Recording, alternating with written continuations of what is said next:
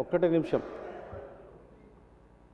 ఆర్భాటంతో మరి integrated residential schools ప్రారంభించడం ఒక మంచి ఉద్దేశంతో,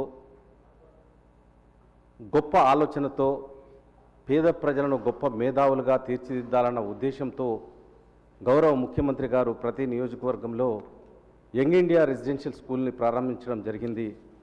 2024 అక్టోబర్, అది దసరా రోజు. మరి ఈరోజు 2026లో ఉన్నాం అధ్యక్ష. మరి దయచేసి చాలా మట్టుకు ప్రారంభం కానివి చాలా ఉన్నాయి రాష్ట్రంలో.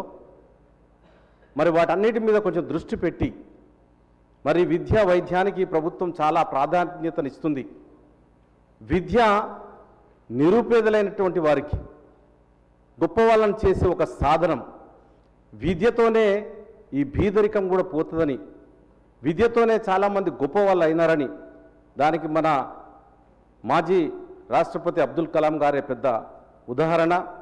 మరి ఇక్కడ ఉన్నటువంటి ప్రతి ఒక్కరు కూడా ఆనాడు ప్రభుత్వ పాఠశాల చదువుకొని ఏ విధంగా అయినా డాక్టర్లు కానీ, ఇంజనీర్లు కానీ, మంచి నాయకులు కానీ, ఐఏఎస్లు కానీ, ఐపీఎస్లు కానీ బీద కుటుంబాల నుండి ఉన్నత చదువులు చదివి వారి జీవితాలను, వాళ్ళ కుటుంబ పరిస్థితులను మార్చుకున్నటువంటి వ్యవస్థ విద్యా వ్యవస్థ.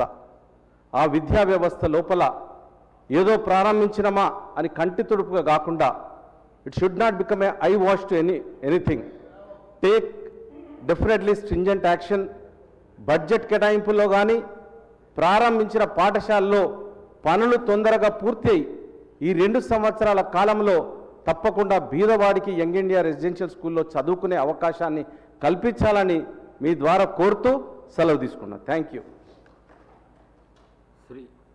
శ్రీ డాక్టర్ రాజేష్ రెడ్డి గారు.